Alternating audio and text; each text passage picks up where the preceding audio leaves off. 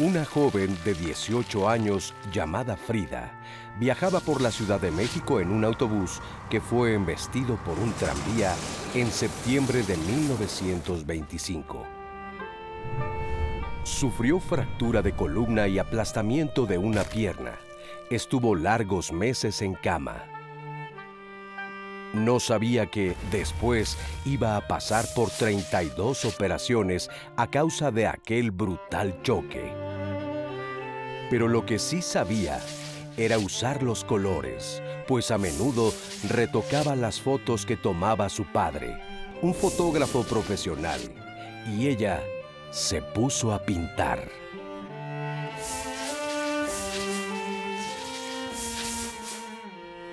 Su mamá adaptó un caballete a su cama y le colocó un espejo a la vista para que pudiera pintarse a sí misma, si así lo quería, y lo hizo. Después de estar enyesada y con distintos corsés por largo tiempo, Frida salió a la calle y visitó la Secretaría de Educación en el centro histórico, donde el famoso Diego Rivera pintaba un mural. Frida contó: Le mostré a Diego los trabajos que había hecho y me dijo, su voluntad tiene que llevarla a su propia expresión. 4 años después, Frida se casó con él, cuando ya era el pintor más célebre de esa época. Y hoy en día, ella misma es una de las más populares artistas plásticas del mundo. La pintura me completó la vida. Perdí 3 hijos y otra serie de cosas que hubieran llenado mi vida horrible. Todo eso lo sustituyó la pintura. Yo creo que el trabajo es lo mejor, dijo.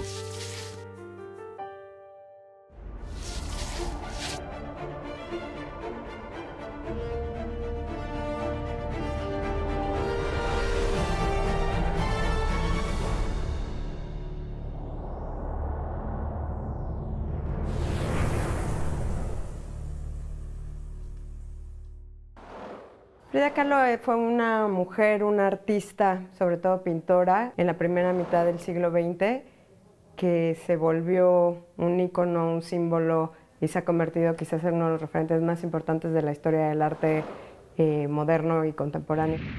Puesta en el contexto del arte mexicano de su época, es importante y representativa. Representativa de un movimiento pictórico de obra de Caballete, en donde precisamente lo que se refleja es la vida, obra intimista. Y además es una gran retratista. Magdalena Carmen Frida Kahlo era hija de Magdalena Calderón y del conocido fotógrafo de la época porfiriana, Guillermo Kahlo. Era un fotógrafo que tomaba foto documental de edificios que se construyeron en la época y que al fin del periodo porfirista termina poniendo un estudio de retratos. Entonces, claro, ella tiene mucho acceso a cierta idea de la imagen, de la representación, de la fotografía, de la arquitectura. La joven Frida entró a estudiar en la Escuela Nacional Preparatoria en 1922, año en el que se permitió el ingreso a 35 mujeres a un plantel de 2,000 alumnos. Ella quería estudiar medicina, estaba en la preparatoria y en 1925 tiene un accidente muy grave en el que se rompe la columna y además ella ya había tenido polio. Entonces se pasa una larga temporada encamada y es más bien para llenar el tiempo que ella empieza a pintar, pero encuentra en la pintura una manera de expresarse. Me aburría muchísimo ahí en la cama con una escayola de yeso. Le robé unos óleos a mi papá y mi mamá me mandó a hacer un caballete especial. Así empecé a pintar, contaba Frida en su diario.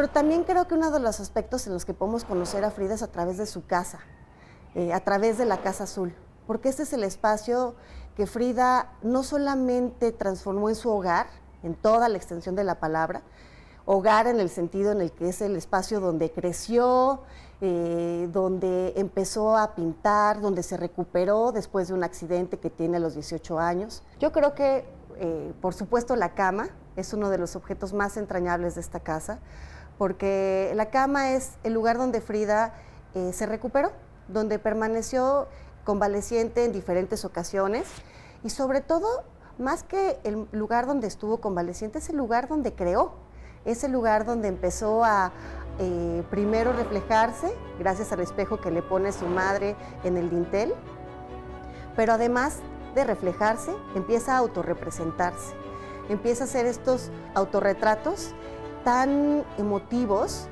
que comparten fragmentos de su vida. Lo que es muy interesante del caso de Frida es que es autodidacta, ella se educa, digamos, artísticamente a sí misma. Su padre le trae revistas y periódicos a Frida y así se entera de lo que se está pintando en México. De qué es lo que están haciendo los otros pintores que en ese momento tenían una influencia muy importante del arte popular. Acababa de pasar la celebración de 1921 en la que el arte popular toma un lugar central y entonces marca un hito en la cultura y los pintores empiezan a voltear los ojos, por ejemplo, a los exvotos. Entonces ella se suma a esa corriente. Tenemos una colección de exvotos muy interesantes aquí en la Casa Azul, que Frida fue adquiriendo durante su vida. Estas imágenes, estos cuadros que las personas mandan a hacer como agradecimiento después de haberse recuperado de una enfermedad, de algún accidente. Y Frida los colecciona porque admira mucho el trabajo de estos artistas anónimos. Y en esta casa es donde tenemos la colección de Frida. A Frida también le interesaban las pinturas que se producían en las escuelas al aire libre que miraba en las publicaciones que le traía su padre. Entonces hay niños que pintan y como el sistema no les pide que se sujeten a ninguna regla, hay total espontaneidad. Entonces esta espontaneidad, por un lado, le resulta muy afín con su manera de hacer, pero también como era autodidacta, pues le permite pintar sin necesidad de tener el expertise. En 1929, a los 22 años de edad, Frida se casó con la superestrella de la pintura mexicana, Diego Rivera, 23 años mayor que ella. Con él vivió en México, en Estados Unidos, fue de viaje a Europa y conoció a grandes figuras del arte como André Breton y Pablo Picasso. Frida y Diego se divorciaron, se reconciliaron y se volvieron a casar. Y en medio de un turbulento amor, se quedaron juntos hasta la muerte de Frida. Frida fue muy amiga de Tina Modotti, fue una gran agente, Frida, y tuvo diálogo con los artistas más importantes de la época en México, Juan O'Gorman y demás, que van influenciando toda su cosmovisión, su perspectiva, como Breton, sobre todo con su esposa Jacqueline Lambda, también con Duchamp, con George O'Keeffe, o sea, una serie de personajes que forjaron el siglo XX en la plástica en México y sobre todo en Norteamérica, ¿no? Y en París. No es como que se daban clases, ni mucho menos, pero sí hay un diálogo. Es un artista que va investigando en todos estos recovecos y va adquiriendo diferentes capacidades, diferentes herramientas, diferentes experimentaciones. Bueno, pues son estas influencias desde el arte popular, de la pintura hecha propositivamente a la manera popular por los artistas, y luego este tránsito en el que ella va aprendiendo a pintar, a dominar una técnica, a manejar el oficio. y se puede ver como toda esa transformación en su propia obra, en su propio trazo, en su propia manera de enfrentarse al lienzo. Entonces, bueno, es como muy interesante ver ese camino y ese trayecto. Si comparamos las obras del principio a sus autorretratos del final, bueno, tiene un manejo muy refinado y del color, de la forma. Eso es definitiva Diego Rivera. Entonces es así como, digamos, tiene al mejor pintor del mundo en su casa. Entre 1930 y 1933, Frida y Diego Rivera vivieron en Estados Unidos debido a que él fue contratado para pintar murales en San Francisco, Detroit y Nueva York. En esos tiempos se malogró el segundo embarazo de Frida, tema que apareció en una de sus pinturas. El primer aborto lo había tenido al inicio de su matrimonio. Ella, después de su viaje a San Francisco, se modifica algo en su obra de manera radical, y eso ya lo vamos a poder ver de manera muy, muy importante en los lienzos de los años 30. Por ejemplo, la época del Hospital Henry Ford, que también coincide en la época que ella está viviendo en Detroit con Rivera, y que explora una nueva plástica también a partir de los exvotos, tomando esas formas plásticas y simbólicas de los exvotos, retoma cierta narrativa que hay ahí para generar estos lienzos muy chiquitos, muy bonitos, con un tipo de pincelada muy fina, muy concreta, y hace esta serie de abortos, ¿no? Y de mi nacimiento, una serie de pinturas muy íntimas, muy desgarradoras, muy violentas. Frida pinta el autorretrato en la frontera entre México y Estados Unidos, en el que se enfrentan dos culturas contrastantes. Y más adelante lleva al lienzo una noticia de la nota roja en una especie de exvoto impactante que titula Unos cuantos piquetitos, en el que aparece una mujer desnuda con numerosas cuchilladas tendida en una cama y a su lado un hombre de pie. Este cuadro de Unos cuantos piquetitos es de las primeras obras que hablan de esta violencia sistemática hacia la mujer, ¿no? Que después se va a volver tan importante para nosotras tener acceso a ese archivo de visualidades, ¿no? Estando en Estados Unidos, Frida asistió a una exposición de la gran vanguardia del momento. Y en Nueva York, en 1931, ella vio la primera exposición de arte surrealista y le impresiona mucho y sobre todo encuentra enormes afinidades por el manejo de como lo irracional, de las cosas fuera de lugar, en donde se descontextualizan lugares, objetos.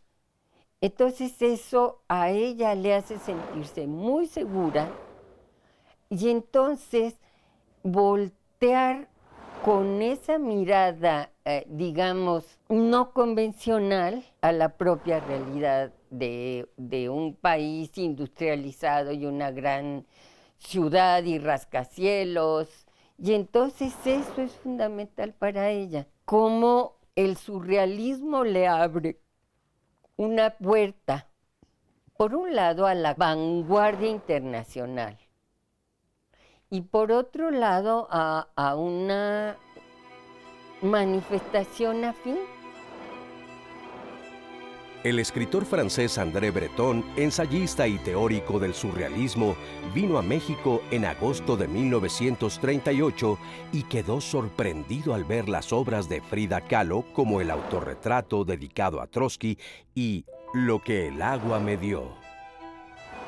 En esta última se ven las piernas extendidas de Frida sentada en una tina de baño junto con experiencias de su vida flotando en el agua. Para Breton era surrealismo puro. Pero para Frida aquel cuadro no tenía nada que ver con el surrealismo. Frida había pintado ese cuadro de modo instintivo después de su separación con Diego, que en ese momento tenía una relación con Cristina, la hermana menor de Frida. Pinto mi propia realidad, Le dijo a Breton. Es un autorretrato muy complejo porque es un autorretrato sin su figura, ¿no? Sino que es un autorretrato para adentro, digamos, donde despliega una nueva plástica que tiene que ver con una transformación de planos espaciales, donde ya hay una revoltura de planos temporales en un mismo lienzo, donde hay una narrativa mucho más compleja. Frida tuvo su primera exposición individual en Nueva York en octubre de 1938 en la galería de Julien Levy, lejos de Diego Rivera y con gran éxito. Una reseña de la exposición publicada por la revista Vogue comentaba: su estilo es una especie de surrealismo ingenuo que ella creó para sí misma, mientras el surrealismo oficial se ocupa de algo así como sueños, pesadillas y símbolos neuróticos. En la variante de Madame Rivera combina el ingenio y el humor. La escritora, periodista y editora Clara Booth le encargó a Frida un retrato de su amiga Dorothy Hale, quien se había suicidado. Supuso que Frida pintaría algo como su autorretrato dedicado a Trotsky. Pero Frida pintó a Dorothy como en ex voto, lanzándose al abismo y cayendo al piso. Clara se aterró. Pensaba regalarle el retrato a la mamá de Dorothy y dijo: ¿qué iba a hacer con este escalofriante cuadro del cadáver estrellado de mi amiga, con su sangre goteando por todas partes? Aunque pensó en destruir la pintura, no lo hizo. Hoy forma parte de la colección del Museo de Arte de Phoenix. Poco después, Frida montó otra exposición en París. El propio Breton arregla que le hagan una exposición en París. Y entonces ella conoce ahí a los surrealistas. Y son divertidísimos sus diarios porque se ríe de ellos. Son tan condenadamente intelectuales y degenerados que ya no los aguanto más. Escribe Frida y también dice: no sé qué es eso del surrealismo y no sé por qué me preguntan siempre por él. Durante los últimos 10 años de su vida, Frida escribió un apasionado diario, una obra de arte con poemas, cartas, garabatos, autorretratos, manchas, dibujos y símbolos. Cuando el diario fue publicado, Carlos Fuentes escribió en la introducción: la obra publicada de la artista tenía con el surrealismo una serie de rasgos en común: el interés por el inconsciente, las imágenes inquietantes y a menudo rudimentarias, así como los motivos nada ortodoxos. Todas estas características coinciden con la segunda fase del surrealismo francés. Una cosa que es característica de ella es que el surrealismo demanda como la asociación libre y demanda también la expresión automática. Y ella no toma eso. Racionalmente dice: esto me sirve, esto no me sirve. Entonces, más bien esta libertad de la libre asociación, ella lo maneja como expresión libre de sus sentimientos. A lo largo de los años, su técnica se fue afinando y en el último periodo de su vida, aunque sufría de intensos dolores, incluyó nuevas figuras. Retrató amigos, pintó bodegones o escenas de propaganda con un inesperado ánimo estalinista. Y claro, después podemos ver también hacia los años 50 otro tipo de tono donde está haciendo mucha naturaleza viva, lo que ella llama naturaleza viva.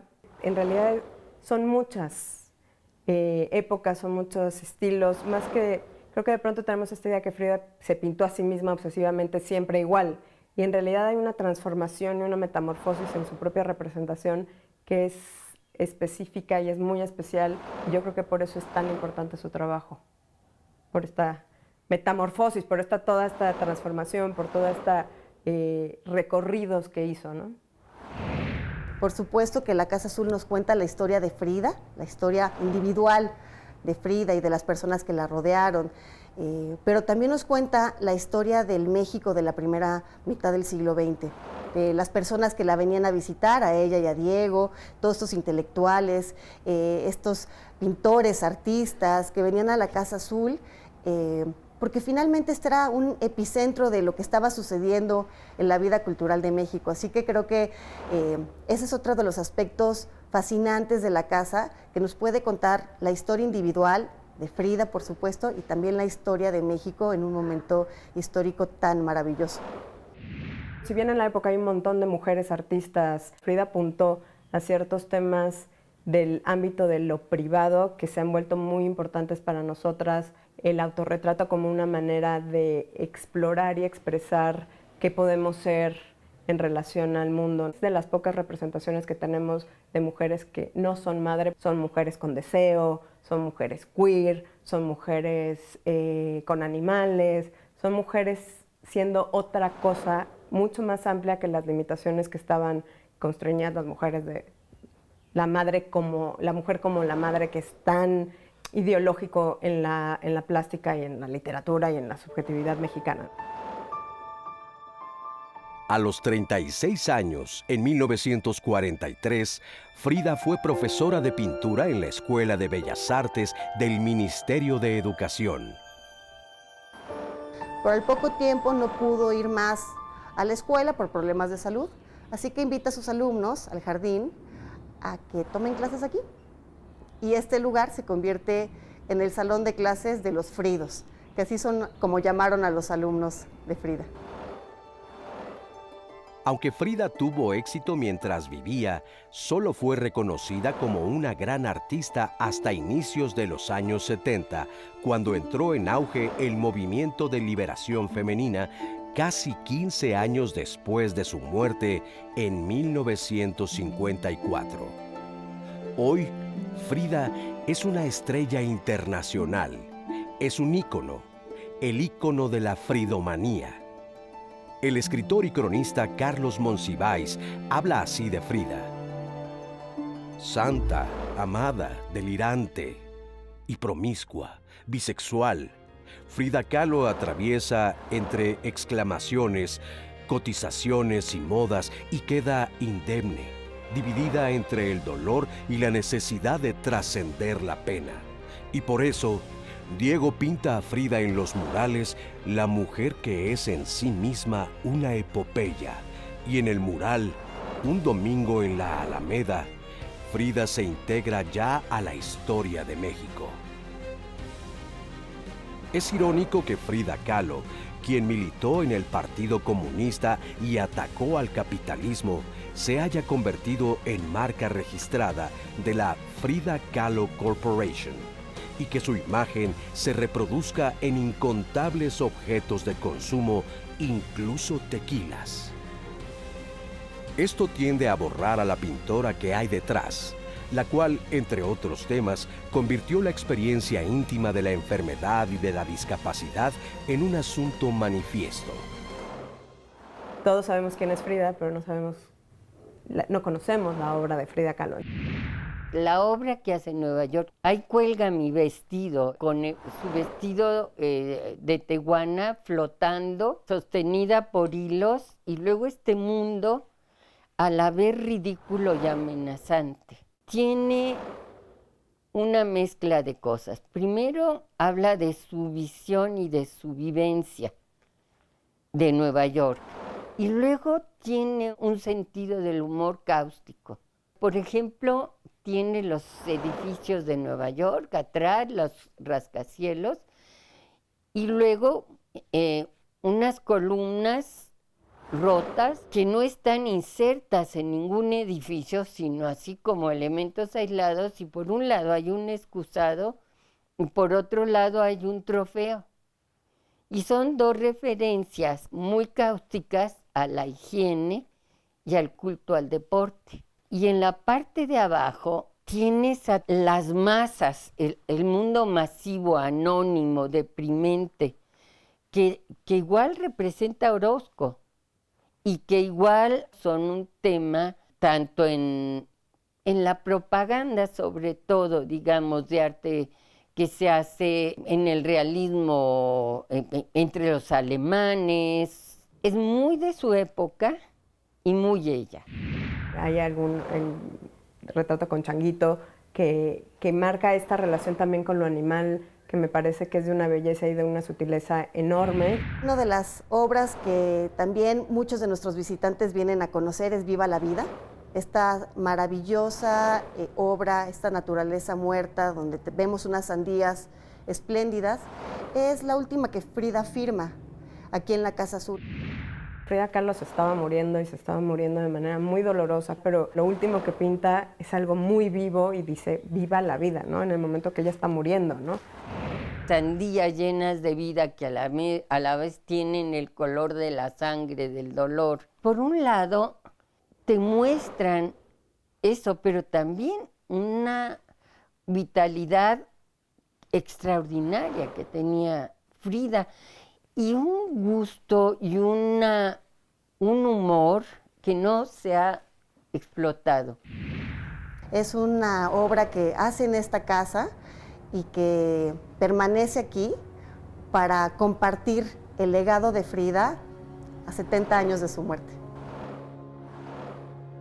A Frida le amputaron la pierna derecha en 1953 y en un dibujo de su diario presentó esa pierna amputada con zarzas espinosas, sin hojas y un letrero que conocemos y amamos, que decía: Pies, ¿para qué los quiero si tengo alas para volar?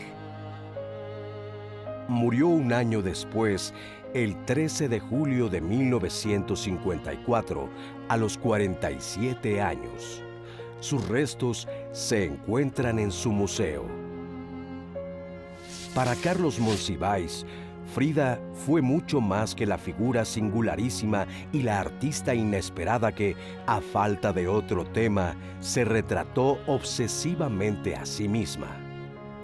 Frida es, decía, un retrato de época y es la obra que trasciende los retratos de época.